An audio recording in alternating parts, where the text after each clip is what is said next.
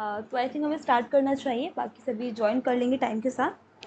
देखिए, तो आज की क्लास ना काफ़ी इंपॉर्टेंट है, क्योंकि इंटीरियर के लिए हमने काफ़ी सारे हमने ऑब्जेक्ट्स देखा कि साइट से कैसे डाउनलोड करते हैं, वेयर हाउस का हमने यूज़ देखा, एंड वीरे की भी हमने सारे ऑप्शंस देखे। लेकिन एक्चुअली में वीरे को इम्प्लीमेंट कैसे करना, उसका यूज़ कैसे करना है, वो मैं आपको सिखाने वाली हूँ। तो देखो, जैसे मान लीजिए कि ये एक मॉडल मैंने चूज़ किया है, तो बिल्कुल सिंपल सा मॉडल है ना। डाउनलोड्स वगैरह आप इजीली कर सकते हैं, जो कंपोनेंट्स हम यूज़ करेंगे वो आप इजीली डाउनलोड कर सकते हैं।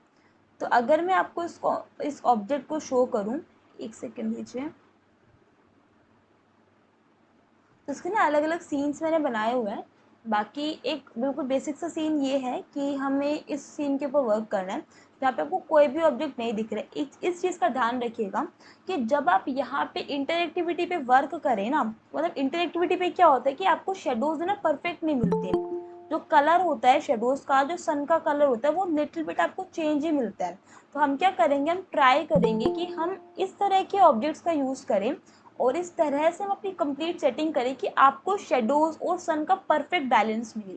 और वो आपको किस में मिलेगा, इंटरएक्टिविटी में डेफिनेटली कभी नहीं मिलने वाला है।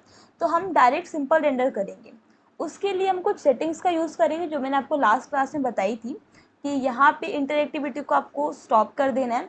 देखिए, इंजन आप CPU या CUDA में से एक चूज़ कर लीजिएगा, जो भी आपको बेटर लगे। ठीक है, क्वालिटी यहाँ पे हम लो रखेंगे, क्योंकि हमें टेस्ट रेंडर करना है। फाइनली हम इसको चेंज कर लेंगे, बट राइट नाउ आपको इसको 0 रखना है। डीनोइजर ऑन रखिएगा वीरे, इन केस अगर आपके पास क्या बोलते हैं AMD है, और अगर NVIDIA चूज़ करो तो आपके लिए आप अपने अकॉर्डिंग यूज़ कर सकते हो। आप वीरे भी यूज़ कर सकते हो, NVIDIA भी यूज़ कर सकते हो। ठीक है, वो आपको चूज़ करना पड़ेगा। देखो, होता क्या है कि वीरे जब आप यूज़ करते हो ना, तो आपकी जो एनर्जी होती है, जो सिस्टम उठाता है, वो कहाँ से उठाते हैं, CPU से उठाता है। जब आपने यहाँ से NVIDIA चूज़ कर दी, तो अभी आपकी एनर्जी कहाँ से आ रही है, ग्राफिक कार्ड के अंदर से। तो अगर आप श्योर हो, देखो, तो यहाँ पे मैंने मैनेज वीरे पे क्यों किया हुआ है, क्योंकि मैंने जो इंजन है वो किस पे चूज़ किया हुआ है, GPU पे। तो जितना भी प्रोसेस होगा वो यहाँ से चूज़ करेगा, और डीनॉइजिंग के लिए मेरे किसको यूज़ करने वाले, CPU को। बाकी आप अपने अकॉर्डिंग चूज़ कर सकते हो, आपको अपने सिस्टम का पता होगा कि किस तरह से आपको बैलेंस करना है। अगर आपका ग्राफिक कार्ड ज़्यादा स्ट्रॉन्ग नहीं है, बट आपका प्रोसेसर काफ़ी अच्छा है, तो आप CPU चूज़ करो, और यहाँ से डीनोइजर के अंदर भी आप वीरे चूज़ करो, आपका परफेक्टली वर्क हो जाएगा। अगर आपका ग्राफिक कार्ड ज़्यादा अच्छा है एज़ कम्पेयर आपके प्रोसेसर के, तो आप यहाँ से CUDA और यहाँ से डीनोइजर चूज़ करो, दोनों ही ठीक है। तो आप कहीं पे भी कुछ भी चूज़ कर सकते हो। ऐसी सब चीज़ें मैनेज होती हैं कैमरा के अंदर जब हम वर्क कर रहे हैं। तो एक्सपोजर की वैल्यू ये डिफ़ॉल्ट आपकी कितनी होती है, 13 पॉइंट समथिंग होती है, 13.24 होती है। ये एग्जैक्ट इतना ही होता है। ठीक है, बाकी हम यहाँ पे सेफ फ्रेम को ऑन करेंगे, तो सेफ फ्रेम आपको रेंडर आउटपुट में मिलेगा। सेफ फ्रेम ऑन होना चाहिए। इमेज विड्थ अभी के लिए इतना ही रख रहे हैं। बाकी एस्पेक्ट रेशियो आप देख सकते हो कि कितना आप रखना चाहते हो। साइज अभी इसका छोटा ही रखेंगे, 800 500 कुछ इतना रखेंगे। टेस्ट रेंडरिंग के टाइम पे make sure anti analysing filter आपको ऑफ होना चाहिए। ग्लोबल इल्यूमिनेशन आपको डेफिनेटली ऑन रखने, तभी आपका इम्पैक्ट आएगा। ठीक है, ये सेटिंग आपको करनी है। ये सेटिंग तब होगी जब आप यहाँ पे टेस्ट रेंडर कर रहे हो। चाहे तो आप इसका एक स्क्रीनशॉट भी ले सकते हो, और बाकी फिर सारी चीज़ें मैनेज करेंगे। इसके बाद अगर मैं यहाँ पे रेंडर के ऑप्शन पे क्लिक करती हूँ, तो अभी आप देखोगे आपको किस तरीके का रेंडर यहाँ पे अचीव होगा।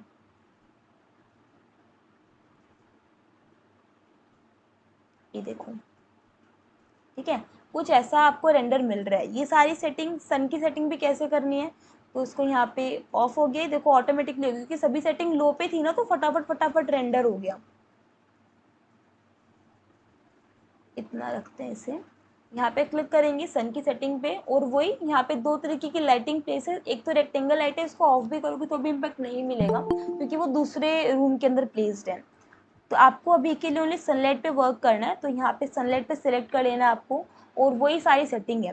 सबसे पहले तो किसको ऑन करेंगे, आप कस्टम ओरिएंटेशन को। ये आपकी डिफ़ॉल्ट सेटिंग है, बट मैं चाहती हूँ कि मेरी जो इम्पैक्ट आ रहा है लाइटिंग का, वो थोड़ा इधर ना जाए, ओनली इम्पैक्ट मेरा ग्राउंड पे आए या फिर पूरे वॉल पे आए।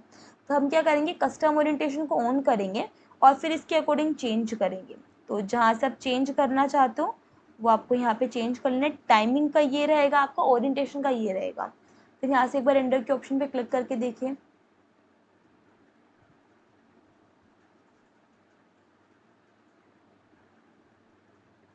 ठीक है। अभी देखो सन है ना थोड़ा ज़्यादा हाइट में चला गया है, तो हमें क्या करना होगा, पहले तो इसका चीज चेंज करके देखते हैं। अगर आपकी एक्सेस परफेक्ट है ना, तो जो चीज़ आपको यहाँ मिल रहा है वही चीज़ आपको यहाँ मिलेगी, लेकिन बिकॉज चेंज है एक्सेस के अंदर तो वो अलग अलग इम्पेक्ट आ रहा है। अभी यहाँ चला गया आपका सन एक्चुअली में, तो उसको यहाँ से चेक करते हैं।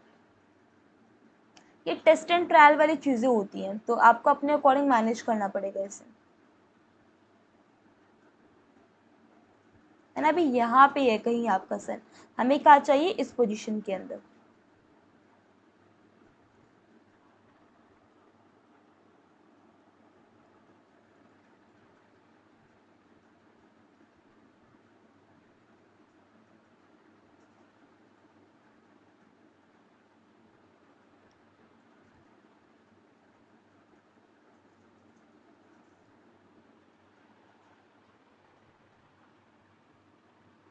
Hello ma'am. हाँ जी बताइए। मैम मेरा जो प्लगइन्स वाला प्रॉब्लम आ रहा था, हम्म। तो इसका सर ट्राई तो किया था उस टाइम बट हुआ नहीं, बट फिर भी मैंने देखा है उसका, एक दो सोल्यूशन मैंने देखे हैं, वीडियोस में आपको दिखाऊंगी उसकी, सोल्यूशन है उसका, वो हो जाएगा रिजॉल्व आपका, डोंट वरी, है ना। अभी देखो पूरे पे आ रहा है, फिर भी थोड़ा सा और आपकी तरफ करता है कि ये वाला पोर्शन भी आपको कवर हो जाए, तो लिटिल बिट उसको और शिफ्ट करेंगे, फिर यहाँ से रेंडर करेंगे।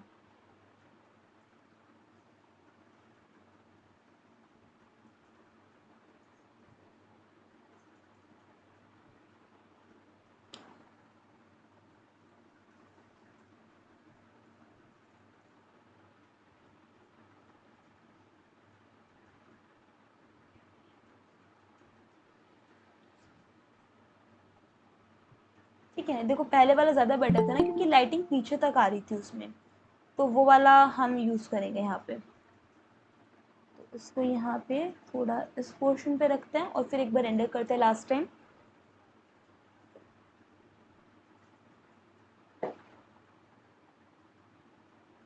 ठीक है ना, इसमें बेटर सनलाइट आपकी आ रही है, तो ये आपको चूज़ करना है। इतना तो जब आप करोगे, जब आपको ओनली सनलाइट को चेंज करना है। इसके अलावा सनलाइट में काफ़ी सारे ऑप्शन, तो सभी ऑप्शन पे आपको वर्क करना पड़ेगा। सबसे पहले इंटेंसिटी, ये हम सारे डिस्कस करके रखे हुए हैं कि कौन से ऑप्शन का क्या यूज़ है। तो देखो ट्राई कीजिएगा कि जब आप इंटीरियर में वर्क कर रहे हो ना, तो आप यहाँ से फ़िल्टर को चूज़ करो। ओवरहेड के अंदर क्या होता है, आपको ब्लू टोन मिलता है, मतलब जो ऑब्जेक्ट आपने चूज़ किया उसी के अकॉर्डिंग मिलेगा। डायरेक्ट में जैसा आपका सन का टाइमिंग है उसके अकॉर्डिंग चीज़ें मिलती हैं। और फिल्टर के अंदर क्या होता है, फिल्टर के अंदर दो चीज़ों का मिक्सचर होता है। एक तो आपका है कि जो आपको वी रे डिसाइड करके दे रहा है, और दूसरा आपका ह्यू का मतलब कलर बैलेंस वगैरह। तो जैसा आपका कलर होगा वो, और दूसरा जो आपने सेटिंग की हुई है वी रे के अकॉर्डिंग, वो दोनों का मिक्सचर करके आपको लाइटिंग मिलेगी।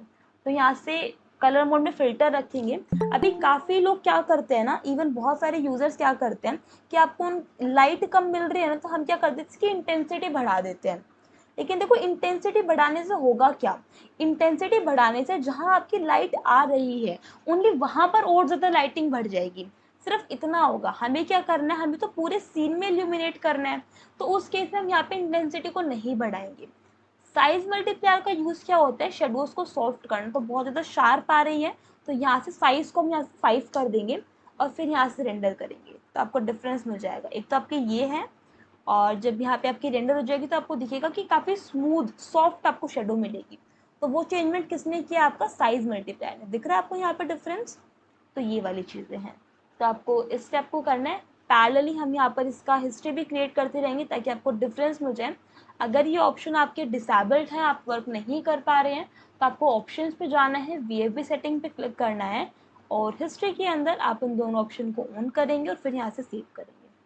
ठीक है, इसको यहाँ से हम डिलीट कर देते हैं। ठीक है, ये किया हमने, और फिर यहाँ से इसे सेव करेंगे। क्रिएट हो गया, एक बार फिर से एक बार एंटर करके देख लीजिए।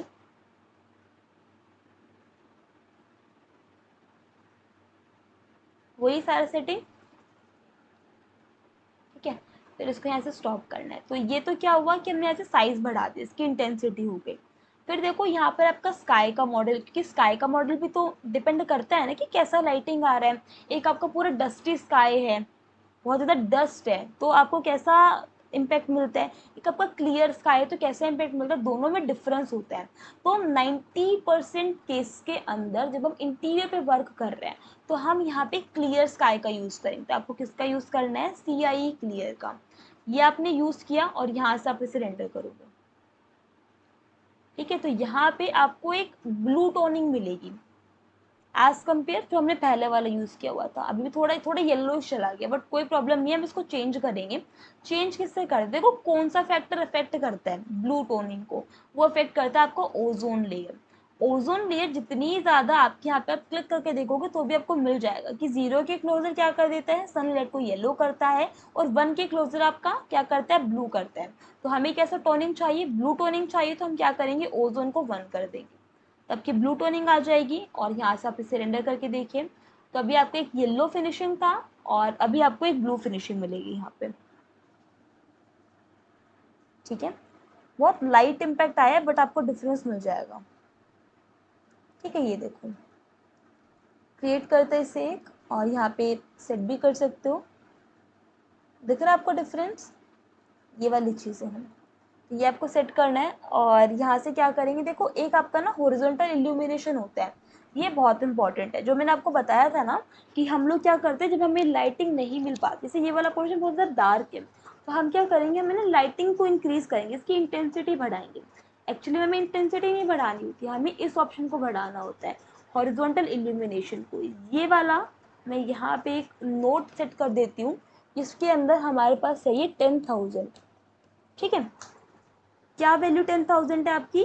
Horizontal illumination. अगर मैं इसकी वैल्यू को यहाँ पे 5 टाइम बढ़ा देती हूँ, 50,000 किया, एंटर किया, और अभी इसको रेंडर करके देखिए, तो आपकी लाइटिंग ज़्यादा एंटर करेगी।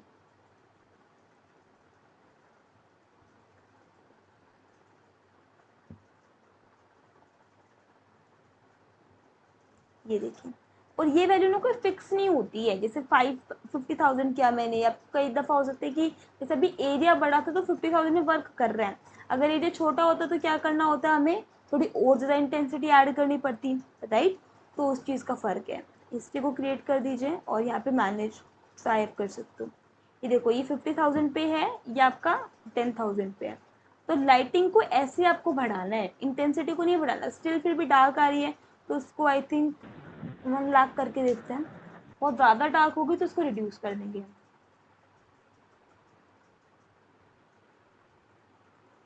सॉरी, बहुत ज़्यादा लाइट होगी तो उसको रिड्यूस कर देंगे। ठीक है, बट आई थिंक काफ़ी ज़्यादा आपकी लाइटिंग एंटर करते हैं, उसके अकॉर्डिंग परफेक्ट है। 1 लाख भी आपको वर्क करेगा। तो इतना ही सेट रखते हैं इसे, अभी इसको क्रिएट करके देखिए। ठीक है, अभी आप चेक कीजिए इसे, ये है 1 लाख पे और ये है आपकी 10,000 पे। डिफरेंस मिल रहा है आपको यहाँ पे, प्रॉपरली दिख रहा है। तो इसको आपको चेंज करना है। हॉरिजॉन्टल इल्यूमिनेशन क्या करता है? हॉरिजॉन्टल दैट मीन्स ये वाला पोर्शन एक्स डायरेक्शन, और इल्यूमिनेशन मतलब कितना लाइटिंग एंटर कर रहा है। तो जितना ज़्यादा वैल्यू इसका बढ़ता चला जाएगा उतनी ही ज़्यादा लाइटिंग आपकी एंटर करेगी। तो इंटीरियर के केस में ये वैल्यू ज़्यादा होती है, एक्सटीरियर के केस में उस वैल्यू को आपको मैनेज करना पड़ता है। इंटीरियर में मिनिमम आपकी 50,000 तो होगी, फिर आप ज़्यादा इंक्रीज या डिक्रीज कर सकते हो। ठीक है, टर्बिडिटी होती है। टर्बिडिटी का मतलब क्या होता है कि कितना डस्ट पार्टिकल्स हैं। तो अगर ये वैल्यू जी मतलब मिनिमम 2 रहेगी तो इतना तो आपका डस्ट रहता ही रहता है। यहाँ पर अभी आप चेक करके देखोगे तो अभी आपको थोड़ा सा क्लियर मिलेगा, और जितनी ज़्यादा इसकी वैल्यू बढ़ती चली जाएगी उतना ही ज़्यादा आपका पार्टिकल्स, जो डस्ट पार्टिकल, वो प्रेजेंट रहेंगे एयर के अंदर, या फिर हम बोल सकते हैं कि आपके स्काई मॉड्यूल के अंदर।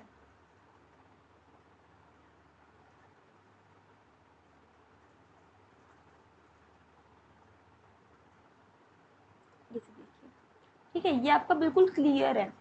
यहाँ पे ऐड कर दीजिए इसे।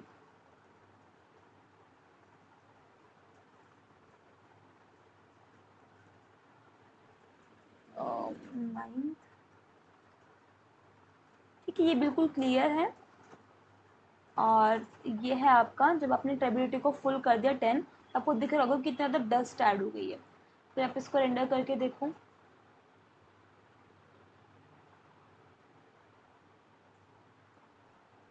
दिख रहा है आपको ये किसकी वजह से इम्पैक्ट आया, क्योंकि आपके अभी स्काई के अंदर बहुत ज़्यादा डस्ट पार्टिकल्स हैं, तो ये उसका इम्पैक्ट है। तो हमें इस टाइप का इम्पैक्ट नहीं चाहिए, तो हम इसकी वैल्यू को 2 रखेंगे। ठीक है, ये दोनों वैल्यू आप फिक्स कर सकते हो चाहे, क्योंकि टर्बिडिटी के केस में 2 होती है और ओजोन की वैल्यू 1 होती है, ये आप चूज़ करोगे। और सनलाइट की केस में सिर्फ इतना ही करना है, तो ये क्या करेगा, आपके एनवायरनमेंट को मैनेज कर देगा। बाकी आपको पीछे का सीन बिल्कुल ब्लैंक दिख रहा है ना, तो ऐसा तो नहीं होगा, यहाँ पे कोई ना कोई कुछ तो प्लेस्ड होगा। तो हम क्या कर सकते हैं कि यहाँ पे ना डिफरेंट डिफरेंट पिक्चर्स को प्लेस कर सकते हैं। कैसे प्लेस करेंगे, उसके लिए बस करना आपको इतना है, गूगल पे चले जाना है और यहाँ पे जैसे देखो हम कैसा सीन बना रहे हैं, थोड़ा अर्बन एरिया, टाउन एरिया है, तो आप क्या कर सकते हो, बिल्डिंग्स, टाउन वगैरह होगा तो छोटे छोटे घर वगैरह यूज़ कर सकते हो। और अपार्टमेंट वगैरह बना रहे हो तो अपार्टमेंट के डिज़ाइन सर्च कर सकते हो, अपार्टमेंट डिज़ाइन या फिर पिक्चर्स। ठीक है,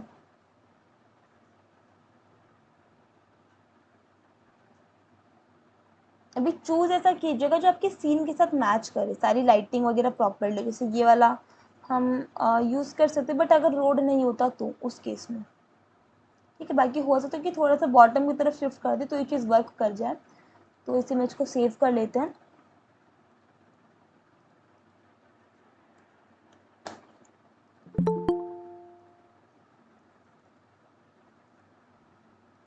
ठीक है, इमेज को सेव किया और यहाँ से हम क्या करेंगे, बैक करेंगे, इसे बाहर चले जाएंगे और यहाँ से आपको करना क्या है, आर को प्रेस करना है रेक्टेंगल के लिए और यहाँ से आपको एक रेक्टेंगल बना लेना है। ठीक है, सेलेक्ट कीजिएगा, इसे ग्रुप कर दीजिएगा और थोड़ा सा आपको इसको बॉटम की तरफ शिफ्ट कर देना है। जो चीज़ हमने एंडस्केप में इंटीरियर वाले केस में किया था, सेम वही चीज़ कर रहे हैं।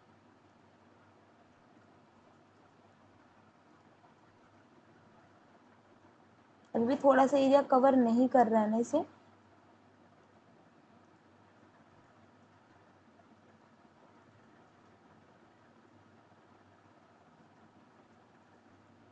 ठीक है, बट होगा क्या ना, जैसे हम यहाँ पे इसको प्लेस कर देंगे, तो इसको प्लेस करने से क्या होगा कि आपकी लाइटिंग जो होगी ना, लाइटिंग तो ऑटोमेटिकली आ ही जाएगी, लेकिन ये हो सकता है कि आपकी लाइटिंग को कवर करने की कोशिश करें, है ना। थोड़ा सा इसको आई थिंक पीछे की तरफ शिफ्ट, आ जाएगी आपकी लाइटिंग प्रॉपरली आ जाएगी। तो इसको पहले तो फ्लिप कर देते हैं, है ना, ताकि वाइट फेस आ जाए। और फिर मटेरियल को ऐड करें, तो डिफ़ॉल्ट वे पे गए, यहाँ से आपके मटेरियल्स पे ऐड किया, क्लिक किया आपने, चूज़ किया, ओपन किया और यहाँ से आपने इसको अप्लाई कर देंगे। ठीक है, अभी काफ़ी ज़्यादा आ रही है तो क्या करना है, सेलेक्ट करना है और यहाँ से आपको फिट कर देना है, तो ये फिट हो जाएगा। ठीक है, अभी क्लिक करके देखिए, तो देखो ये मतलब आपका इमेज तो ऐड हो गया है, लेकिन स्टिल आपका इमेज के अंदर, अब आप इसको रेंडर करके देखो।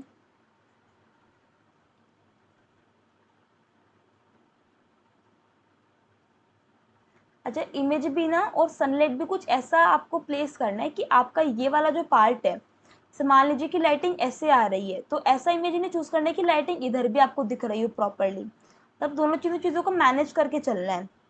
समझना आप इस चीज़ को, जैसे मान लीजिए कि अगर आप लाइटिंग आपकी ऐसे एंटर कर रही है इस एरिया के अंदर, है ना, तो उसके अंदर क्या होगा कि आपकी लाइटिंग यहाँ पे बहुत ज़्यादा विजिबल नहीं होगी, तो इस एरिया के ऊपर ऐसा लाइटिंग का इम्पैक्ट नहीं आना चाहिए, तो आपको उसको उसके ऊपर वर्क करना है।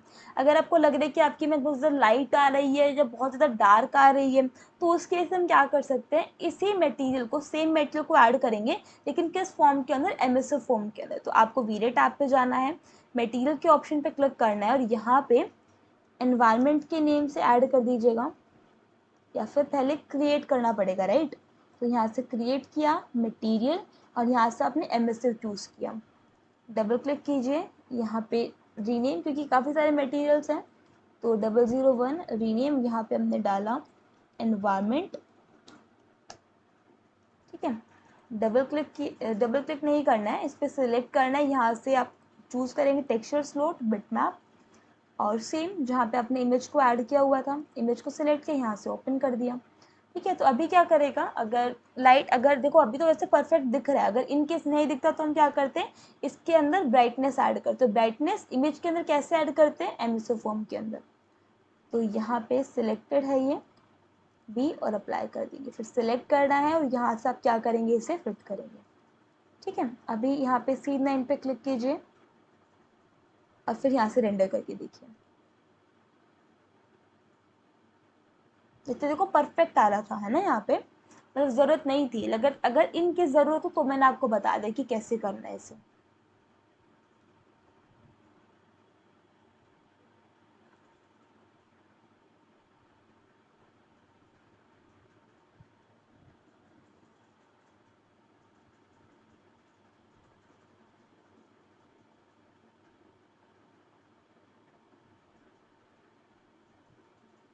ठीक है, अभी देखो काफ़ी बेहतर है पहले से, और जितना ज़्यादा इंटेंसिटी की रिक्वायरमेंट हो उतनी ज़्यादा इंटेंसिटी आप बढ़ा सकते हो।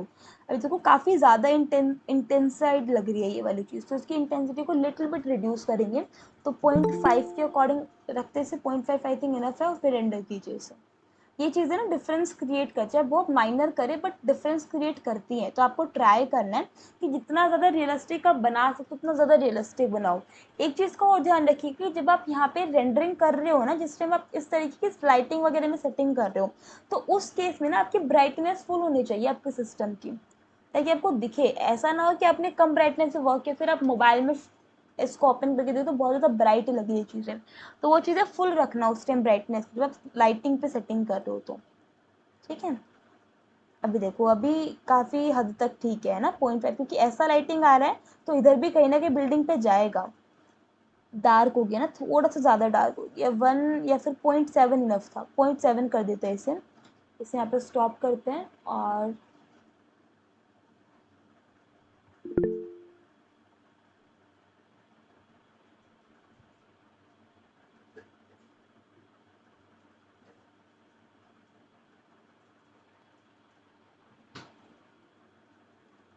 ठीक है, इसको हम कर देते हैं 0.7।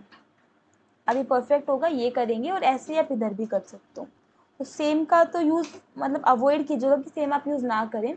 बाकी अगर अभी के लिए सेम यूज़ कर लेते हैं, क्योंकि बहुत लाइट ही विजिबल होने वाला है, पूरा विजिबल वैसे भी नहीं हो रहा है। इसे चूज़ किया, यहाँ पे एम को प्रेस किया और यहाँ पे आपने इसके कॉपी ले ली, ऐसा। ताकि अलग चूज़ करोगे ज़्यादा बेटर रहेगा।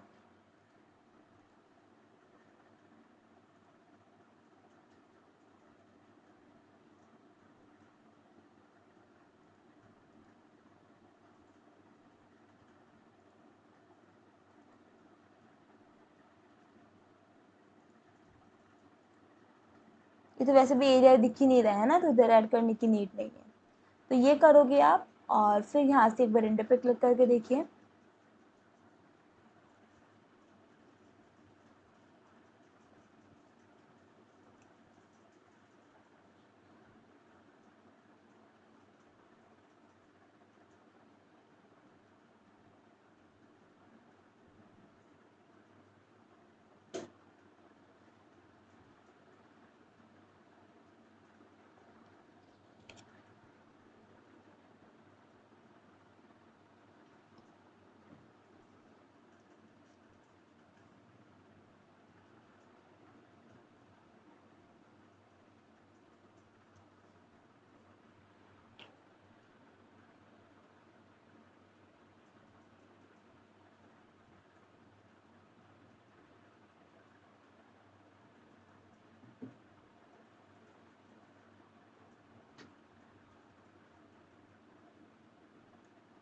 ठीक है, देखो ये हो गया। और इसको फाइनली क्या करना है, सारे ऑब्जेक्ट्स को आप अनहाइड कर लोगे। देखो अभी यहाँ पे ना रिफ्लेक्शन बहुत ज़्यादा कम है, तो हम इसके रिफ्लेक्शन बढ़ाएंगे। बी को प्रेस किया, ऑल्ट के साथ सिलेक्ट किया, ये मेटेरियल आपका सिलेक्ट हो गया। और इसको यहाँ से रीनेम कर देते हैं 001 फ्लोर मार्बल। ठीक है,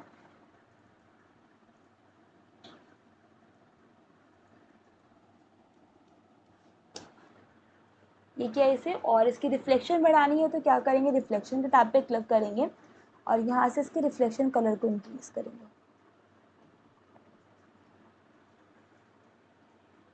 कि रिफ्लेक्शन आई थिंक इतनी इनफ रहेगी। और यहाँ से क्या करना है, इसकी ग्लोसीनेस को थोड़ा सा रिड्यूस कर देना है ताकि परफेक्टली ना बने वो चीज़ें। 0.9 इनफ है। रिफ्लेक्शन होगा नहीं, डेफिनेटली नहीं होगा। और बम्पनेस को ऐड करने की नीड नहीं है ना, क्योंकि मार्बल है तो बम्प ऐड नहीं होगा। फिर भी आप चाहते हो कि इस पोर्शन के अंदर हो जाए, तो क्या करना है, इसको राइट क्लिक किया, कॉपी किया, बम्प पे गए और यहाँ पे आपने पेस्ट कर दिया, पेस्ट एज कॉपी। ठीक है, डबल क्लिक कीजिएगा इस पर और ये मैप है। तो इसको करना क्या, कलर मैनिपुलेशन में जाके आपको इसके जो कलर गेन है इसको आपको कम कर देना है, तो वो आपका डार्क ऐसा हो जाएगा। ठीक है, ऐसा। फिर ऐसे बैक कीजिए और एक बार फिर, अभी देखो ऐसा मटेरियल हो गया, फिर एक बार रेंडर करके देखिए इसे।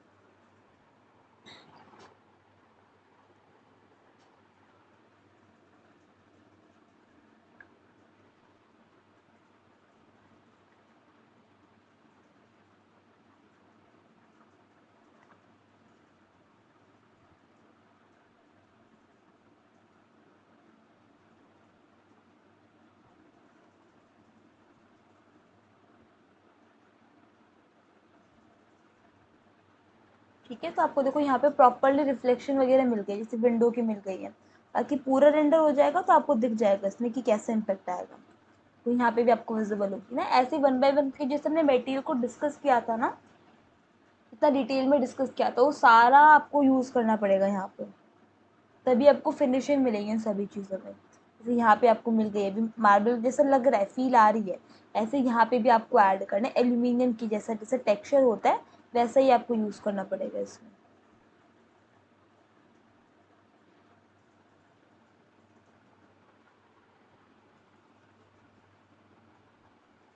ठीक है, यहाँ पे दिख रहा होगा ना आपको, सारी चीज़ें मिल रही है प्रॉपरली। ऐसे ही ये वाला जो टेक्सचर होगा उसमें कैसा होगा, एल्यूमिनियम का फिनिशिंग आना चाहिए। तो करना क्या है, वही सेम तरीका।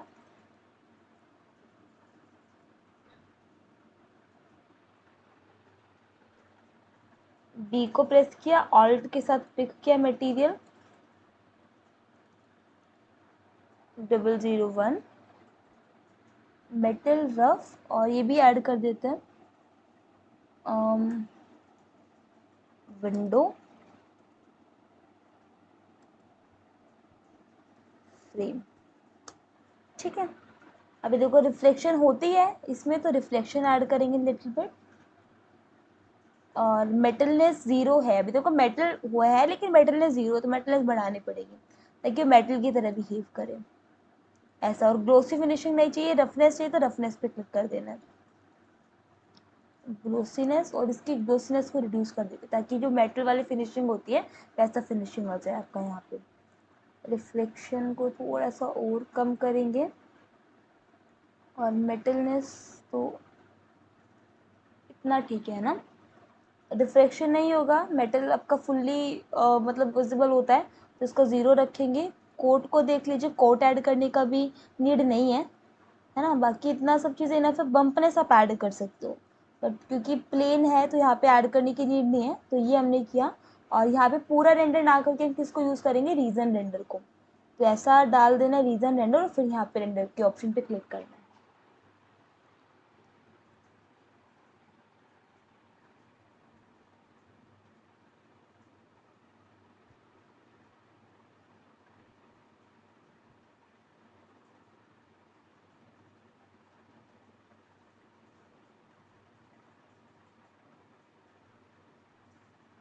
ठीक है, दिख रहा है आपको, पहले के कंपैरिजन में काफ़ी हद तक ठीक है। ऐसे ग्लास डोर में आप कर सकते हो। देखो ग्लास क्या होता है ना, कि आपका पूरा ऐसे मतलब फुल्ली क्लियर नहीं होता, और स्पेशली जब इस टाइप का एरिया हो, तो हम क्या करेंगे, यहाँ पे इसके ग्लास में डर्ट को ऐड करेंगे। डर्ट को कहाँ से ऐड करते हैं, रिफ्लेक्शन के अंदर आपको एक पैरामीटर मिलता है रिफ्लेक्शन में, एक्चुअली फोग कलर का, तो यहाँ पे आपको ऐड करना है पैरामीटर्स को। ठीक है, तो यहाँ पे आप कोई भी डर्ट मैप, पॉलीगन के अंदर काफ़ी सारे तरीके के डर्ट मैप है, तो वहाँ से यूज़ कर सकते हो। बाकी एम्बियंट में भी मिल जाएगा आपको, एम्बियंट सीजी में। अभी के लिए पॉलीगन पे चूज़ करते हैं, क्लिक किया यहाँ से, और यहाँ से अपने फ्री में ही देख लीजिएगा, मिल जाएगा आपको डर्ट वाइप। जैसे ये डर्ट वाइप है, ये फिंगरप्रिंट्स हैं, है ना। ऐसा ही डर्ट भी मिल जाता है, मेटल स्कर्फ, स्मज लार्ज, ये वाला काफ़ी ठीक है ना, उसके कंपैरेटिव लग जाएगा, ये वाला यूज़ हो जाएगा। यहाँ पे से डाउनलोड कर देते हैं। 8x8 80x80 सेंटीमीटर का है ये।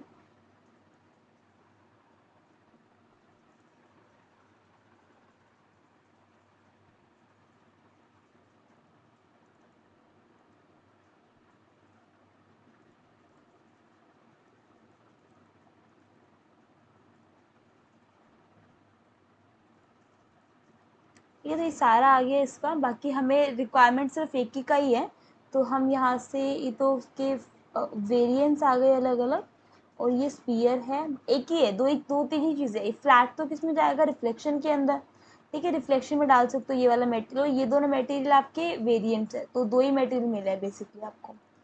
इसे कॉपी कर लेते हैं डायरेक्टरी को। यहाँ पर हम गए और रिफ्लेक्शन कलर, तो यहाँ पे क्लिक कर देते हैं, बिटमैप। अच्छा, डायरेक्टली आ गया, ठीक है। फ्लैट को चूज़ किया, यहाँ से ओपन किया, फिर यहाँ से बैक करेंगे तो ये सारे में रिफ्लेक्शन आ जाएगा। और कहाँ कहाँ पे आपका वैसा आने वाला है, तो वो कौन डिसाइड करेगा, आपका रिफ्लेक्शन ग्लोसीनेस।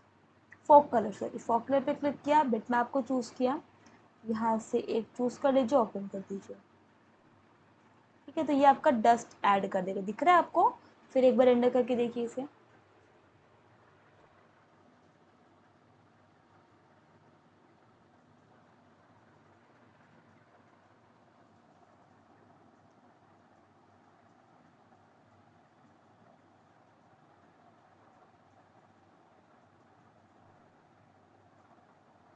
ठीक है, दिख रहा होगा ना आपको इम्पैक्ट थैली की कंपैरिजन में कि कैसा इम्पैक्ट ऐड हो गया।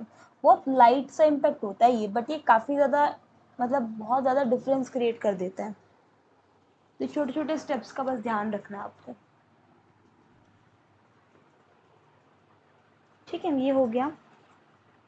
ये देखो, ये पोर्शन में ऐसा सारा ये ऐड करना है। और ऐसे ही ग्लास में इस पर भी ऐड कर सकते हो आप। अभी देखो, इसके अलावा क्या करना है, ये वाला जो टेक्सचर है अभी बिल्कुल वाइट दिख रहा है।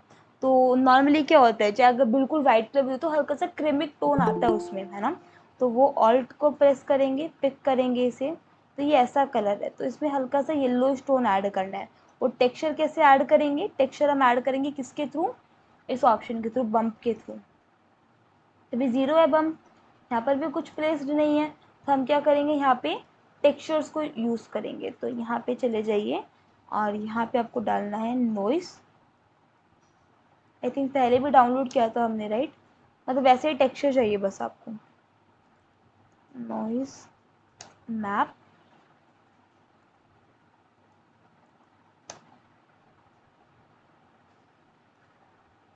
ऐसा कुछ टेक्सचर। ठीक है, तो राइट क्लिक किया, इमेज को सेव किया हमने।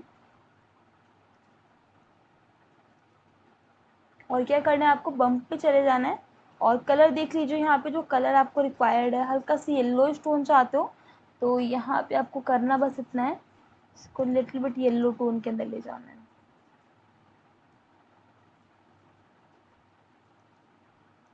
ठीक है, ऐसा।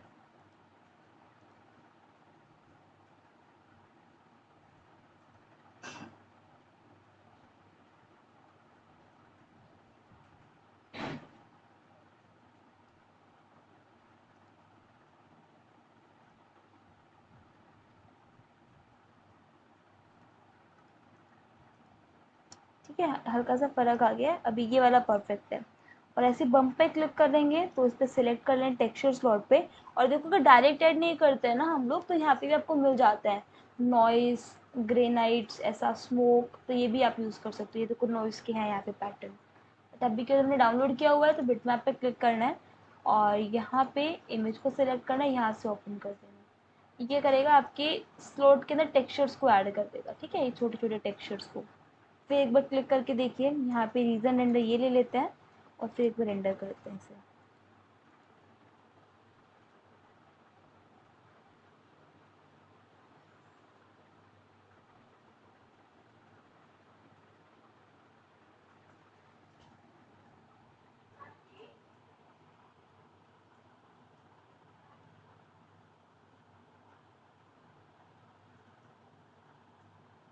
देखो, काफ़ी ज़्यादा साइज़ है ना इसका, और कलर भी परफेक्ट नहीं लग रहा है, तो इस पर क्लिक करते हैं और यहाँ पे इसको वाइट, ऐसा कलर था कुछ, ठीक है। फिर इसको क्रॉस करेंगे तो ये कलर चूज़ कर लेते हैं और इसकी साइज़ को रिड्यूस करना है तो क्लिक कर दीजिए इस पर। यहाँ पे आपको जाना है टेक्सचर प्लेसमेंट पे और इसके रिपीटेशंस को बढ़ा देना है। तो इसको 1 है ना, इसको 10/10 कर दीजिए आप, ठीक है। वो फिर एक बार रेंडर करके देखिए इसे।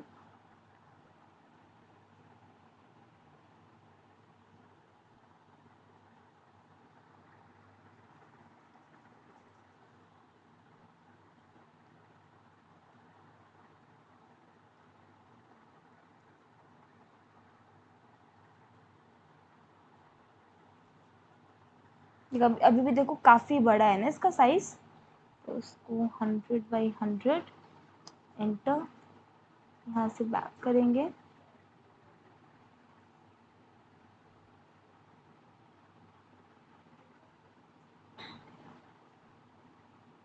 बाकी आप अमाउंट को भी रिड्यूस कर सकते हो, अगर लग रहा है कि काफ़ी ज़्यादा ही मतलब जा रहा है अप डाउन, तो इसके जो अमाउंट है उसको रिड्यूस कर देंगे। 1 है ना, तो इसको 0.1 या 0.2 कर देंगे। ये बम्पनेस इतनी ज़्यादा नहीं होगी उसमें, जो वॉल का टेक्सचर होगा काफ़ी ज़्यादा ही लग रही है, तो इसकी वैल्यू को रिड्यूस कर देते हैं।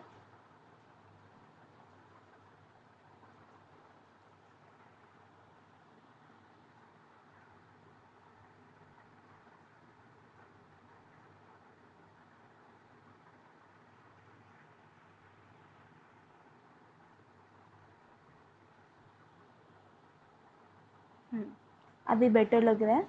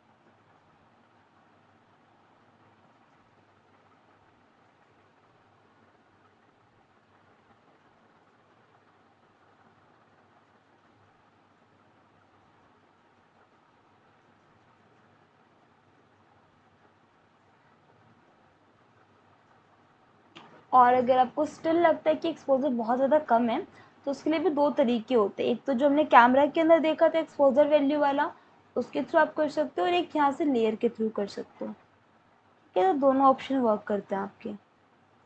अगर आपको पूरे सीन की इल्यूमिनेंस या फिर ब्राइटनेस को इंक्रीज करना है तो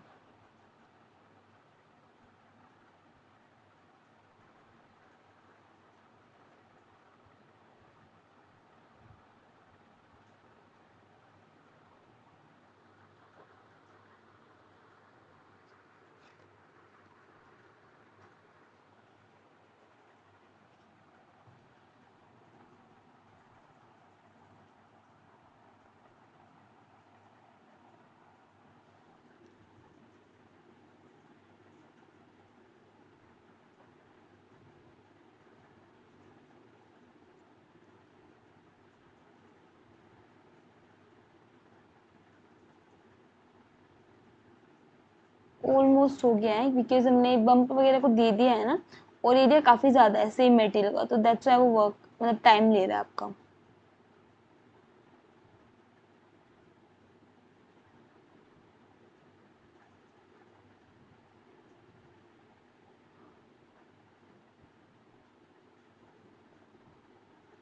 ठीक है, अभी देखो अभी ठीक है ना पहले की कंपैरिजन में, और आपको टेक्सचर भी मिल गया है, तो ये हमें करना है।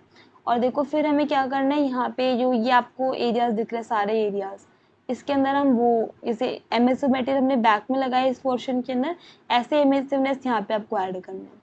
उससे पहले एक काम करते हैं, ये पोर्शन आपका वाइट दिख रहा है, ऑरेंज दिख रहा है एक्चुअली में, तो इसको यहाँ पे पिक करते हैं, मटेरियल को बाहर जाते हैं और यहाँ पे सिलेक्ट किया और इसको अप्लाई कर दिया। सेम को ये अप्लाई कर दीजिएगा चाहते हो तो, ठीक है। अभी ठीक है ये वाली चीज़। सीन 9 पर हम गए और फिर क्या करना है यहाँ पे, ये जो मटेरियल है आपका इसको आपको सेलेक्ट करना है ऑल्ट के साथ। बाकी ट्राई कीजिएगा कि डे टाइम में आप मतलब बाहर का ही लाइटिंग ऐड करें, इंटीरियर की लाइटिंग को ऐड करने की नीड नहीं है। बट स्टिल अगर रिक्वायर्ड है आपको, आपको लगता है कि ज़रूरत है, तो मटेरियल को बस सिलेक्ट कर लेना है। यहाँ पे आपको वीरे टैब पे जाना है और ये वाला जो मटेरियल है इसके अंदर क्या करना है आपको, देखो दो तरीके होते हैं कि या तो आप मटेरियल को क्रिएट करो, एमएससी मटेरियल को क्रिएट करो फिर ऐड करो, क्योंकि डायरेक्टली तो चेंज होगा नहीं यहाँ से।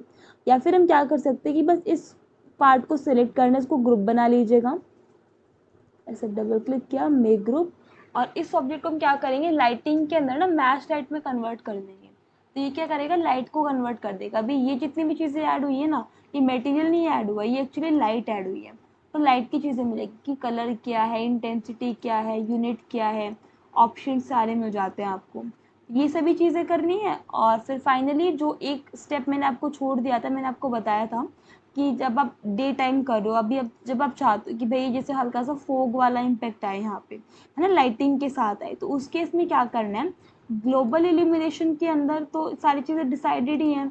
एक आपको मिलेगा वॉल्यूमेट्रिक एनवायरनमेंट, इस पर क्लिक करना है, इस ऑप्शन को ऑन कर देना है और टाइप जो होगी वो यहाँ से एनवायरनमेंट फोक कब यूज़ करना है, जब आपको पूरे में चाहिए, एनवायरनमेंट में चाहिए, और एरियल पर्सपेक्टिव में आप चूज़ कर सकते हो। यहाँ पे देखो सनलाइट आ गई और ऐसे ही फिर नन का ऑप्शन आ गया, तो यहाँ से आपको सनलाइट को चूज़ करना है। ठीक है, फिर विजिबिलिटी, रेंज, एटमॉस्फेयर हाइट, वही सारी चीज़ें आ गई जो उसके अंदर थी। एनवायरनमेंट को फिट कर रहा है या नहीं कर रहा है, बैकग्राउंड को फिट कर रहा है नहीं कर रहा है, कलर क्या है, जबकि फोग आ रही है उसका कलर क्या है, तो कलर आप चूज़ कर सकते हो यहाँ से।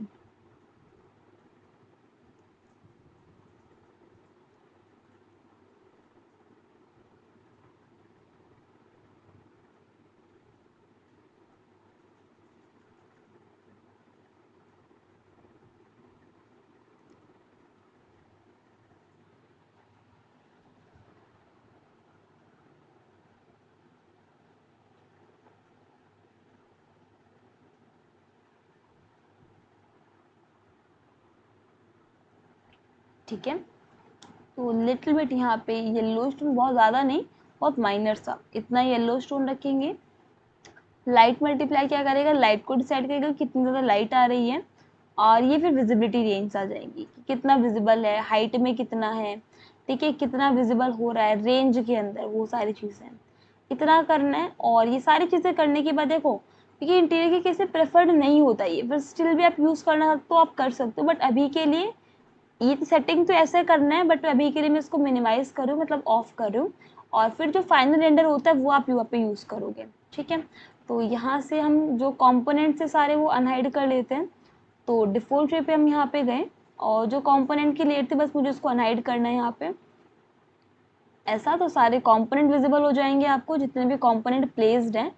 और फिर हमें क्या करना है, फाइनल रेंडर सेटिंग करनी है। तो क्या क्या करेंगे, इंजन में CUDA अपने अकॉर्डिंग आपको ये चूज़ करना है, मैं RTX ये भी चूज़ करूँगी और CPU ये भी चूज़ करूँगी, दोनों को चूज़ करना है।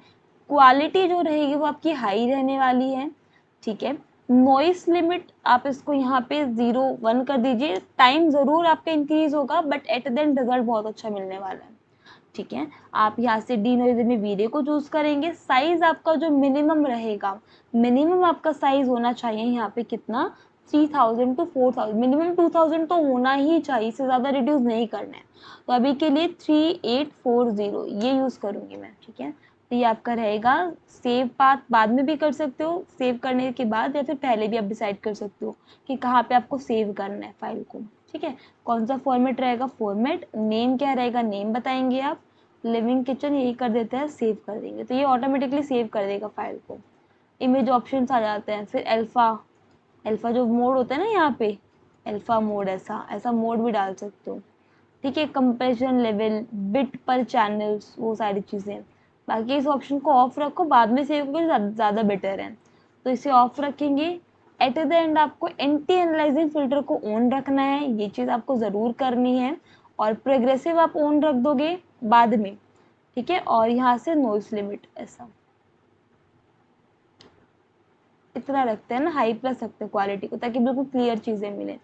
और फिर फाइनली क्या करना है, ये सारी सेटिंग चेंज करें, ग्लोबल इल्यूमिनेशन आपका ऑन होना चाहिए। अगर आप CUDA पे वर्क नहीं कर रहे हैं, अगर आप CPU से रेंडर कर रहे हैं, तो CPU के टाइम पे ध्यान रखिएगा कि प्राइमरी रेज आपकी एलईडीज मैप होने चाहिए, सेकेंडरी आप लाइट कैश यूज़ कर सकते हो, ये आपको सेटिंग करनी है।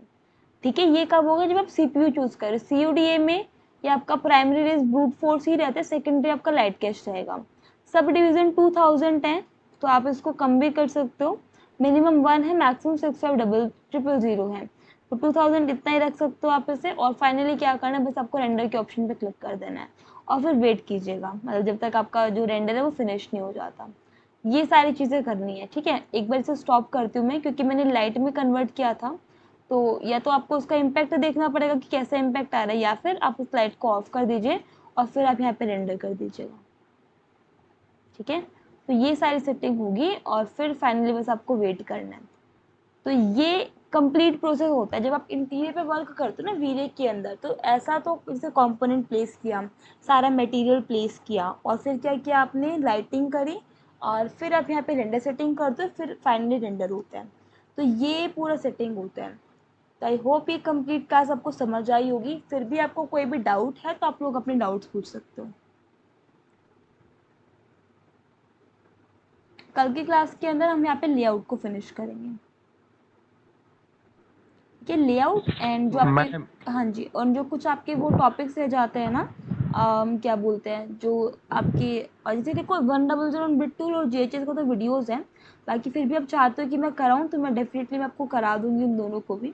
बट टाइम जस्ट वो जैसे सेम ही ऑप्शन, तो आप उसमें से देखो ज़्यादा बेटर है। ठीक है, बाकी जितने भी आपके प्लगइन्स रह जाते हैं ना, छोटे छोटे प्लगइन्स हैं, तो वो 15 से 20 मिनट का टाइम लेगा आपका, तो वो हम कल की क्लास में कवर करेंगे। अभी आप लोग अपने डाउट्स पूछ सकते हैं। मैम एक्सटीरियर कंप्लीट हो गया मैम। सर किया तो था एक्सटीरियर कंप्लीट, मॉडलिंग एंड सारा चीज़ें करके तो देखा था। अभी 5 से 6 क्लासेस हुई है एक्सटीरियर की। जो पिछले क्लास में एक्सटीरियर हो रहा था, मॉडलिंग हो गया था, हाँ जी। तो पूरा वो कंप्लीट तो नहीं हुआ है। नहीं सर, आपने चेक नहीं किया, हमने रेंडर तक गए हैं हम वहाँ पे, इवन हमने रेंडरिंग की भी है। आई थिंक मेरे पास होगी लास्ट भी। लास्ट क्लास में तो हम किए थे, लेकिन पूरा कंप्लीट कहाँ हुए। सर आई थिंक आपने मिस कर दी कोई क्लास, वो कंप्लीट हो चुका है, आप वीडियोस देख सकते हो, ऐप के ऊपर है वो, वीडियोस देख लीजिए आप। ठीक है मैम। हाँ जी।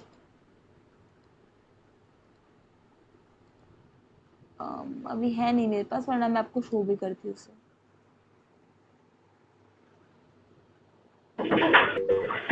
मैडम, हाँ जी समीर बताइए। अगर हम कोई मॉडल नेट से डाउनलोड करते हैं तो उसका मतलब मैप नहीं मिलता है, तो हम उसका मैप सेव कर सकते हैं क्या, मतलब हाँ जी बाहर? सर कर सकते हैं, उसके लिए करना बस आपको इतना है। ये तो काफ़ी टाइम लग जाएगा इसे, देखो एक्सपोजर वगैरह रिड्यूस हो गया है ना कंपोनेंट की वजह से, तो वो हम बाद में इंक्रीज कर लेंगे, डोंट वरी। तो एक पैरेलल फाइल में ओपन कर लेती हूँ।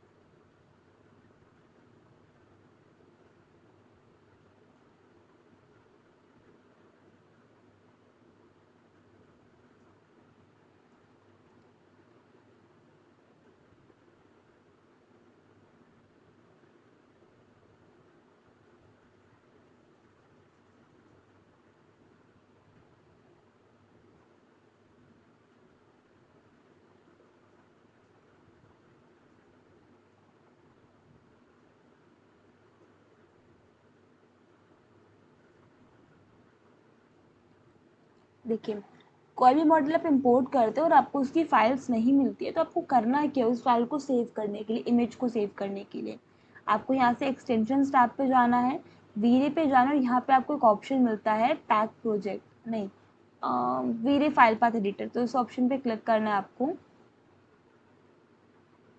वीरे फाइल पाथ एडिटर है, मैं रिपीट कर देती हूँ उसे। और जितने भी टेक्स्ट शीट्स आपके प्लेस्ड होंगे ना यहाँ पे, वो सारे आपको यहाँ शो हो जाएंगे। कि विजिबल नहीं हो रहा है, एक फाइल ओपन कर लेते हैं यहाँ पे हम।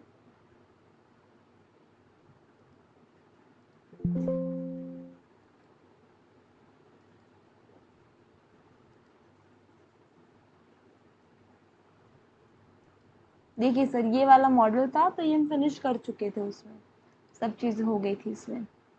ठीक है, तो एक्सटेंशन पे गए, यहाँ से वीरे पे गए, फाइल पाथ एडिटर के ऑप्शन पे क्लिक किया, तो ये क्या करेगा, वो सारा आपको फाइल दिखा देगा। जैसे येलो कलर का जितना भी आपको दिख रहा है ना, ये सारा वो वाला मटेरियल है जो आपका फाइल के अंदर तो है बट आपके सिस्टम में सेव नहीं है। ग्रीन मटेरियल वो है जो आपके सिस्टम में भी है, आपकी फाइल में भी है। रेड मटेरियल वो है जो आपकी ना तो सिस्टम में है ना फाइल में है। तो इस मटेरियल को, तो जितने भी रेड मटेरियल है ना, ये तो आपको रिमूव करने पड़ेंगे। और ये जितने भी येलो मटेरियल, ये आप क्या कर सकते हो, सेव कर सकते हो। क्लिक कीजिएगा और सारे मटेरियल को सिलेक्ट करना है आपको, और यहाँ से आपको आर्काइव एंड रीपाथ इस ऑप्शन पे क्लिक कर देना है। और फिर जहाँ पे भी आप सेव करना चाहते हो वहाँ पर आप एक उसका एक डायरेक्टरी दे दीजिए और यहाँ से आप सिलेक्ट कर दीजिए। तो वो विद इन सम टाइम वो देखो सारा ग्रीन हो गया है और यहाँ पे उसका फाइल भी मिल जाएगा आपको। 35 ये देखो सारा मटेरियल आ गया उसका। ऐसे आप सेव कर सकते हो।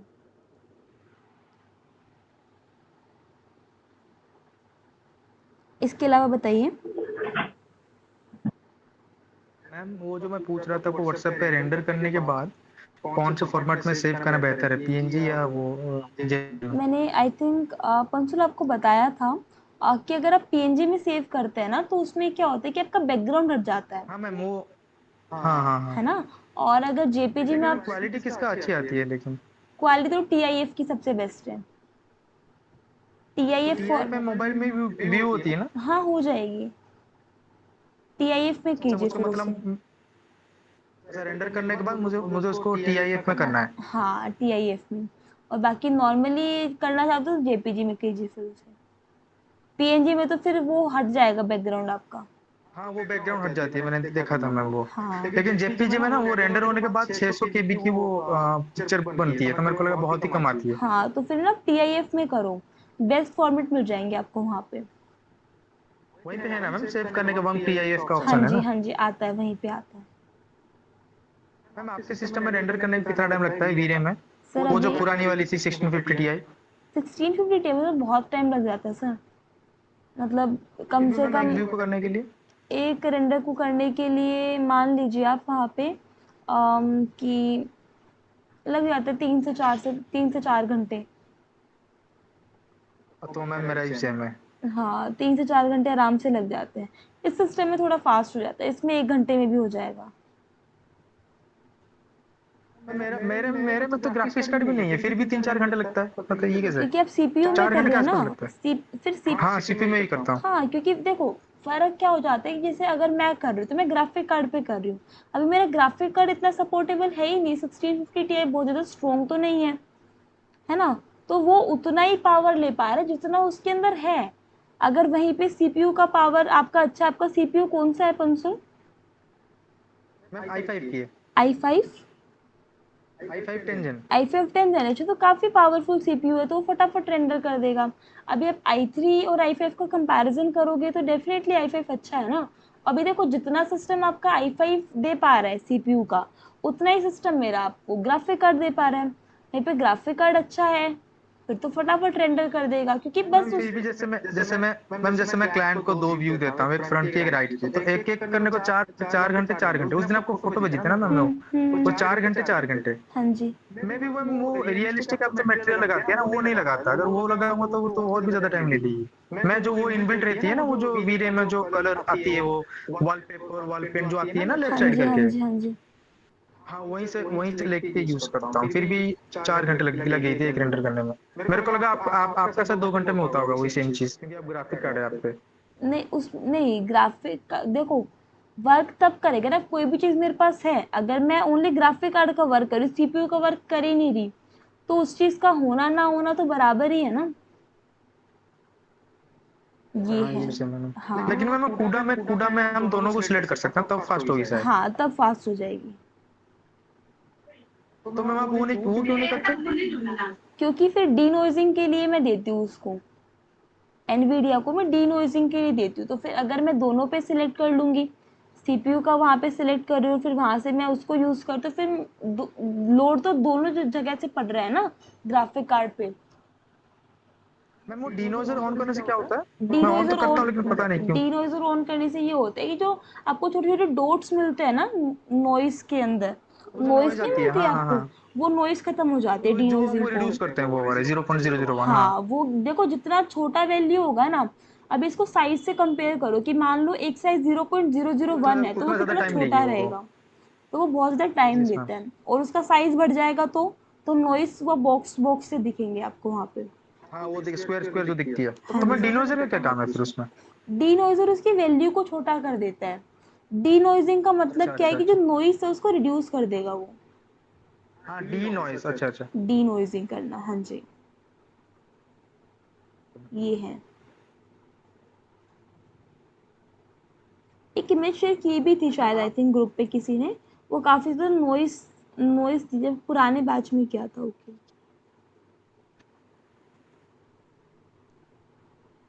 मैम आप जो वो एक्सटीरियर का कलर लेती है ना, वो वही वीरे से लेती है, बाहर से लेती है कुछ?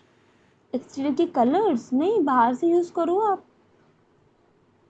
वो बेहतर है फिर। हाँ वो साइड से जैसे एशियन पेंट वहीं से ले सकते हैं, डायरेक्ट क्लाइंट को बता भी सकते हैं यही पेंट यूज कर लो। हाँ हाँ बिल्कुल। आप ऐसे, फिर वो तो आप मैम ऐसे ही एग्जैक्टली करते हैं या? नहीं, ज़रूरी नहीं है, वो डिपेंड करता है, क्योंकि मेरे को ज़्यादातर प्रोजेक्ट यूट्यूब वगैरह के लिए बनाने होते तो वहाँ पे मुझे शो नहीं करना पड़ता है ना। अच्छा अच्छा। क्लाइंट के लिए दे रहे तो आपको हर एक चीज़ बतानी पड़ेगी कि क्या है, कैसे है, कहाँ से लिया, कितना साइज़ है, वो सारी चीज़ें फिर आपको बतानी पड़ेंगी उसमें।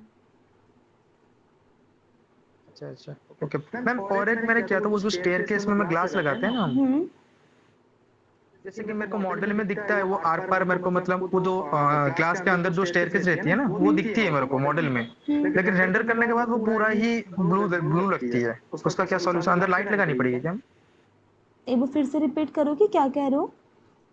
मैं आपको एक फोटो भेज दूंगा। वो जैसे स्टेयरकेस में होती है ना मैम, वो जो ग्लास लगती है, हाँ जी। वो जो सीढ़ियों के पास वो दिखती है ना बाहर, ग्लेजिंग जो ग्लास लगती है ग्लेजिंग, जो, हाँ जी। हाँ हाँ हाँ, वो जैसे मैं लगाता हूँ मॉडल में दिखती है, मतलब स्टेयरकेस दिखती है बाहर मॉडल में, हाँ जी। स्केचअप के मॉडल में, हाँ जी। लेकिन जब मैं उसे रेंडर करता हूँ ना तो वो टोटली ब्लू लगती है। तो दो चीज़ें आप कर सकते हो, एक तो उसका चेक करना ओपेसिटी, जो भी आप यहाँ पे फाइल दे रहे हो, जैसे ये वाला है, तो यहाँ पे जैसे मैम ये देखिए आपका जो वो जो क्या बोलते हैं, वो बैल्कनी में जो लगी है ना क्लास, ये मॉडल में आपको दिख रही है ना आर पर? हाँ, जैसे ये चूज़ कर लेते हैं ना, कुछ भी चूज़ कर लेते हैं। हाँ हाँ हाँ। तो यहाँ पे दो चीज़ें हो सकती है, एक तो ये हो सकता है कि मटेरियल के अंदर उसकी ओपेसिटी ना हो, एडिट में जाओगे तो ओपेसिटी उसकी कुछ ऐसा जैसे मैम 50 तो है। फिर मॉडल में कैसे दिख रही है? मॉडल में भी तो वो अभी नहीं, देखो आर पर नहीं 50 दिखनी चाहिए ना? 50% है ना, अपन तो 50% है, तो अच्छा 50% अच्छा। दिख रहा है, 50% नहीं दिख रहा है, जीरो कर दो तो बिल्कुल आपको क्लियरली दिखेगा आर पार। तो इसको इसको कम ज़्यादा करके देख सकते हो। एक तो सोल्यूशन ये है, एक सोल्यूशन ये कि फिर आप उसका रिफ्लेक्शन जो है उसको चेंज करके देखो, रिफ्लेक्शन वैल्यू को बढ़ा दो उसकी। अच्छा अच्छा। हाँ। तो मैम अंदर की चीज दिखेगी वो रेंडर करने के हाँ बाद? फिर दिखेगा, और बाहर का भी दिखाना है तो अच्छा। मतलब जैसे रिफ्लेक्शन भी आनी चाहिए, तो रिफ्लेक्शन पर भी वर्क करना है, रिफ्लेक्शन पर भी वर्क करना है। देखो रिफ्लेक्शन से अच्छा क्या अच्छा होगा। ओके, मैं करके देख लूंगा फिर एक बार। हाँ, देखो रिफ्लेक्शन से क्या होगा कि आपको आर पार मिल जाएगी चीजें, ट्रांसपेरेंसी उसमें ऐड हो जाएगी, और रिफ्लेक्शन से क्या होगा कि आपको उसका शेडोज मिलेगा, जैसे ट्री का इम्पैक्ट आपको दिख रहा है वहां पे। हाँ हाँ, वो जो ठीक है। ऑपोजिट में जो शैडो होगा वो ग्लास में दिखेगी। हाँ, रिफ्लेक्शन से वो चीज मिलेंगी। मेरे को लगा शायद स्टेयरकेस के अंदर लाइट प्रेस अगर करूंगा नहीं नहीं तो नहीं नहीं तब नहीं दिखेगी रेंडर होने के बाद। नहीं, वैसे कर दोगे डायरेक्ट तो भी हो जाएगा। अच्छा अच्छा, थैंक यू मैम, ट्राई करके देख लूंगा। ओके तब से। मैम हाँ जी गोविंद बताइए। मैम लाइट जनरेशन यूज करने के बाद अगर मैं HDR यूज करें तो मेरे को दिख नहीं रही है मैम रेंडर करने के बाद। क्योंकि ऐसा हो सकता है, जब आपने लाइट जनरेशन प्लेस किया तो उसमें ऑलरेडी एक लाइट प्लेस हो गई है, तो आपको यहाँ पे जाना है लाइट के ऊपर, और यहाँ पे जितने भी लाइटिंग है आपने ऐड की हुई है, जैसे जो HDRI वाली ऐड होगी ना लाइट जनरेशन वाली, उसको ऑफ कर दीजिएगा ऐसा, या फिर डिलीट कर दीजिएगा राइट क्लिक करके, फिर वो हट जाएगा, फिर आपने जो एनवायरनमेंट में ऐड किया वो विजिबल होगी आपको। अच्छा मतलब नहीं, मेरे को वो HDRI दिखनी चाहिए, लेकिन लाइट जनरेशन वाली लाइट ही चाहिए मेरे को अंदर हाँ, तो इंटीरियर में। जो लाइट जनरेशन वाली लाइट है ना गोविंद, आप उसको सिलेक्ट करके डिलीट कर दीजिए। तो बार भी हाँ, वो यहीं इफेक्ट से आएगा फिर लाइट जनरेशन यहीं का? से यहीं से यहाँ पे जाके लाइट पे जाके जो भी आपको दिख जाएगा यहाँ पे लाइट जनरेशन करके फिर राइट क्लिक करके उसको डिलीट कर देना है, दैट्स इट। वो हट जाएगा लाइट, फिर आपको वैसा ही मिलेगा चीज़ें। ओके मैम, हाँ जी, थैंक यू। ओके। मैम हम ज्यादा से ज्यादा सबको मतलब मॉडल को प्रॉक्सी में कन्वर्ट कर सकते हैं क्या, मतलब किसके अंदर? एक रूम के अंदर अगर इंटीरियर की बात करें तो, क्योंकि मेरा ना i3 का लैपटॉप है और 5th जेन का, ओके, तो बहुत लैग करता है मैम। हाँ आप कर सकते तो हो। ऐसा कुछ हो सकता है? और हाँ हाँ, हो सकता है समीर। बस उसमें ध्यान इस चीज़ का रखिएगा कि पहले आप चेंजमेंट कर लो मटेरियल्स वगैरह के अंदर, जैसे जितना रिफ्लेक्शन रिफ्लेक्शन सारी चीज़ें ने वो चीज़ें आपने दी। और फिर क्या करना है, जैसे मान लीजिए कि यही लेट्स सपोज ये वाला मटेरियल है, ये वाला टैब है पूरा, तो इसको सिलेक्ट करो, राइट क्लिक करो। राइट क्लिक नहीं करना है, डायरेक्ट नहीं होता, ये मैक्स में होता है।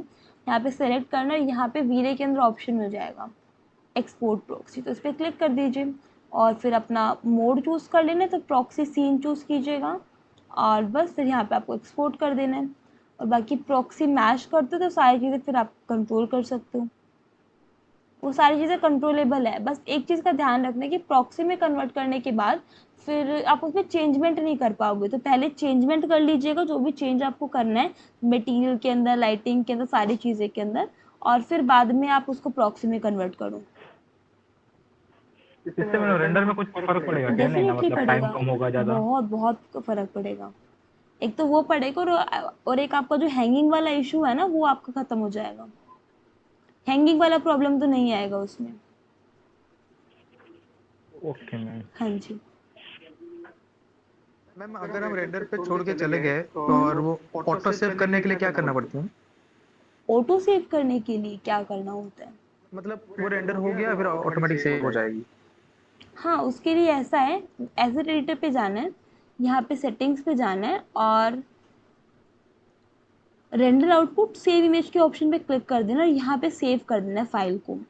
फॉर्मेट दिया यहाँ पे और जो भी नेम से सेव करना है वो सेव कर दिया और फिर आप रेंडर कर आपने दीजिए। कौन सा फॉर्मेट बोला था मैम? TEF ना क्या, कौन सा क्या? कौन देखो, सा फॉर्मेट मैम बोले थे आपने सेव करने के लिए? TIF, TEF में? TIF यहाँ TIF। देखो हाँ। ये रहा, इस पे सिलेक्ट करना। देखो मैं तो प्रेफर पता है क्या करूँगी, VR इमेज को, क्योंकि TIF के अंदर करने के बाद वो इमेज बन जाएगी, फिर आप उसमें चेंजमेंट वीरे में नहीं कर सकते, VR इमेज में करो और फिर इसको सेव कर दो। फिर आपका लेट सपोज कि आपने सेव करके छोड़ दिया, फिर आपको लग रहा है कि भाई TIF में करना है, JPG में करना है, PNG में करना है, फिर वो सारा ही आपको मिल जाएगा। करना क्या है, बस यहाँ पे इस हाँ पे क्लिक ऊपर, की, हाँ ऊपर आते हैं मैम। हाँ फाइल हाँ पे हाँ। जाइए, लोड कीजिए और VR इमेज को सिलेक्ट कर लीजिए। फिर आपको बाद में जितना भी चेंजमेंट करना है वो वहां से चेंज करो। तो ट्राई करो मैं कि मैम जब ऊपर आप से सेव करता हूँ, वो जो ऊपर आ रहा है ना आइकन रेंडर होने के बाद, यहाँ पे वही। हाँ वो, हाँ और हाँ वही वाला रेंडर होने के बाद ये आ जाता है, फिर मैं वहीं पे कर लेता हूँ। हाँ, तो इसको इसी ना लिए ना मैम? पहले जब आप उसको पहले से डायरेक्टरी डिफाइन करो ना, जब पहले की कहाँ पे सेव होना है, तो डायरेक्टरी और फाइल टाइप को VR इमेज रखिए, ताकि आप बाद में भी फिर जितना भी फॉर्मेट चाहिए तो वो तो सेव कर ही सकते हो। फॉर एग्जाम्पल PNG में कर हाँ वो दिया बाद तो में वो भी तो कर सकते PNG हैं। में ही सेव हुआ ना। फिर JPG में करना है, TIF में करना है, कोई चेंजमेंट करना है एक्सपोजर एक्सपोजर में, तो वो तो फिर नहीं कर पाएंगे हम, इसलिए। मैम जेपीजी में और एक प्रॉब्लम होता है, जब हम जूम करते हैं ना वो तो पिक्चर चलो फट जाती है, हाँ, तो ये इसमें सही आएगी? TIF में नहीं फटेगा, वो काफ़ी हाई क्वालिटी पिक्सल्स मिलता है उसके। इसमें रेंडर टाइम बढ़ जाती है क्या? ऐसा कुछ नहीं है? देखो रेंडर तो तब बढ़ रहा है, रेंडर टाइम तो तब बढ़ जब आप रेंडर कर रहे हो, वो तो इमेज सेव हो हाँ रही वो है है। ना, तो वो इमेज जब सेव होगी ना वो टाइम बढ़ेगा। हो सकता है JPG आपकी 10 से 15 सेकंड में सेव हो जाए और TIFF की 2 से 3 मिनट ले लेता है, बस इससे ज़्यादा फर्क नहीं पड़ेगा। मैम और एक गलती मैंने की थी, रेंडर करने के बाद मैंने जेपीजी में सिलेक्ट कर दिया, फिर रेंडर को कैंसिल कर दिया, तो अरे मैं तो उसके बाद और बैक सेव नहीं कर सकता, तो उसके लिए मैम कुछ होता है कि सेव होने के बाद पहले रह जाता है? वैसा कुछ पहले नहीं होता ना? पहले VR में करो, पहले VR इमेज में सेव करो, उसके बाद अगर डिलीट भी हो जाएगा ना तो फिर डायरेक्टली लोड करके फिर जितनी भी सेव करना उसमें सेव कर सकते हो। तो मैडम ये VR इमेज वाला फिर से बोल दीजिएगा। कैसे सेव करते हैं, यहाँ पे जब नहीं आपकी, नहीं, मतलब फिर से उसको सेव करना। सर एक बार रिपीट कर सकते हैं आप क्या कह रहे हैं? आपने बोला था ना वो वीआर इमेज को सेव करना, मतलब तो हाँ। बार बार रेंडर नहीं करना पड़ेगा ऐसा? हाँ, तो क्या उसको रिपीट कर दोगे आप? यहाँ पे देखो सेव किया, जैसे मान लीजिए अभी एक सेकेंड हो रहा है ना ये रेंडर, अभी इसको स्टॉप नहीं कर सकते हैं। देखो काफ़ी काफ़ी क्लियर मिल रही है सारी चीज़ें, फिर भी एक्सपोजर वगैरह कम लग रहा है ना। सबसे बेस्ट पता है वीरे के अंदर क्या है कि आप ना रेंडर करते टाइम भी चेंजमेंट कर सकते हो। यहाँ पे डबल क्लिक किया, यहाँ से भी एक्सपोजर कम लग रहा है तो एक्सपोजर के टैब पे लिटिल बिट यहाँ से एक्सपोजर बढ़ा दिया, ये देखो तो बर्निंग आ रहा है, बर्निंग कम कर दिया, सारी चीज़ें हो जाती है। बस सेव करने के लिए करना क्या है, फाइल टैब में जाना। हम ये रेंडर करने के बाद भी तो कर सकते हैं ना? हाँ, वो सारी चीज़ें हो जाएंगी, बस सेव करना है यहाँ पे। और जैसे नॉर्मली सेव करते हैं, बस फॉर्मेट यहाँ से वीआर इमेज सेव कर लीजिए, फिर सेव कर देना है। लोड करना है तो फाइल टैब पे जाइए, लोड कीजिए इमेज को और वहाँ से वो चूज़ कर लीजिए। दैट्स इट, सिर्फ इतना करना है इसमें। ये हो ही गया है ऑलमोस्ट, बस ये नॉइस कम कर रहा है। नॉइस खत्म करते ही रेंडर हो जाएगा, तो कुछ टाइम में ही हो जाएगा ये रेंडर, तो विद इन 10 to 15 मतलब मिनट्स ये रेंडर हो जाएगा। एक बार रेंडर होने के बाद मैं उसको वीआर इमेज में सेव करके उसके बाद चेंजेस कर सकते हैं ना ऐसा, या फिर रेंडर होते होते सेव कर सकते हैं? सर आप रेंडर होने के बाद सेव करेंगे उसे। हाँ ठीक है। हाँ जी। एंडस्केप में इतना कम टाइम क्यों लेती है रेंडर करने में? क्या? क्वालिटी भी कम वो एंडस्केप में रेंडर करने में बहुत जल्दी हो जाती है ना वो? एंडस्केप में क्योंकि वो रियल टाइम सॉफ्टवेयर है, उसमें फिर कलर पिक्सल्स नहीं देखे आपने कि कैसे मतलब बिल्कुल चेंज ही हो जाता है कलर आपका। हाँ एक्चुअल ये कलर है। नहीं मिलता उसमें। वीरे के अंदर देखो सारी चीज़ें परफेक्ट मिलती हैं। फ़र्क है, बहुत फ़र्क है। एंडस्केप फटाफट तो कर रहा है, फास्ट रेंडरिंग तो कर रहा है, बट वो उसकी काफ़ी ज़्यादा फिर लैग्स भी हैं, काफ़ी ज़्यादा उसके मतलब एक तो कलर नहीं मिल रहे हैं, सारी चीज़ें, है वो ना? थोड़ी मैम एनिमेटेड लगती है, कार्टूनिस्ट। हाँ, मतलब वो बस एक क्विक मेथड है कि आपको भाई 10 से 15 मिनट फटाफट करने हैं चीज़ों को, तो उसको करके दे दिया आपने, दैट्स इट। इसमें फिर डिटेल होती है सारी चीज़ें, क्योंकि एक-एक मटेरियल में देखो, आपने एंडस्केप का मटेरियल भी एडिटर भी देखा हुआ है और वीरे का भी देखा हुआ है, तो आपको डिफरेंस मिलेगा ना। एंडस्केप का मटेरियल पे कितना छोटा-सा है, 4 से 5 ऑप्शन है, वीरे के अंदर कितने सारे ऑप्शंस हैं। और जब आप मैक्स का वीरे देखोगे ना तो बहुत सारे ऑप्शंस मिलेंगे वहाँ पे तो। सेटिंग्स का अलग टैब है, वहाँ पे आपका मटेरियल्स में दुनिया भर के मटेरियल्स हैं, मतलब कितने भी तरीके के मटेरियल्स आप ऐड कर सकते हो। लाइटिंग तो ऑलमोस्ट सिमिलर ये इतना ही मिलता है, बल्कि लाइट जनरेशन नहीं है अभी वीरे का उसके अंदर। यहाँ पे लाइट जनरेशन है, वहाँ पे मैक्स में लाइट जनरेशन नहीं है, लेकिन मटेरियल का फिर वहाँ पे लिमिटलेस है, बहुत सारे मटेरियल्स मिल जाएंगे आपको। मैम मेरे पीसी में एंडस्केप चलेगी क्या? क्या? मैं कभी ट्राई नहीं किया। मेरे पीसी में एंडस्केप चलेगी क्या मैम? हाँ नहीं सर, ग्राफिक कार्ड नहीं है ना आपके पास? नहीं मैम नहीं है। नहीं चलेगा। अच्छा, मैं कभी इसलिए ट्राई नहीं किया क्योंकि स्केचअप अगर फिर से गायब हो गया फिर कोई इंस्टॉल करने के लिए, इसलिए मैं ट्राई नहीं किया उसे कभी। नहीं, एंडस्केप ग्राफिक कार्ड मतलब एंडस्केप के लिए ग्राफिक कार्ड मस्ट होता है। मैं लैपटॉप लेने वाला हूँ इसलिए अभी मैं चेंज नहीं कर रहा। मैं अगर इंस्टॉल करूंगा वो बात चलेगा ही नहीं, स्केचअप भी बंद हो जाएगा, इसलिए मैं ट्राई नहीं किया। ट्राई कीजिए, न्यू ले ले। अच्छा, मतलब क्या सिस्टम कॉन्फ़िगरेशन सोचा फिर आपने उसके लिए? मैंने आपको भेजा था ना वो i7 वाली, और वो हाँ क्या था हाँ उसमें हाँ 3050 Ti वाली। हाँ जी हाँ जी हाँ जी। उसमें मैं कितना टाइम लगेगा वीडियो को एक रेंडर करने में? 1-2 घंटा या उससे भी ज्यादा? नहीं नहीं नहीं, कम में ही हो जाएगा, एक 1.5 घंटे में हो जाएगा। मतलब जो मेरे पीछे में अभी 4 घंटा ले रहा है वो वही सेम टाइम 1 घंटे में हो एक जाएगा, घंटे में वही हो सेम जाएगा, काम। हाँ जी।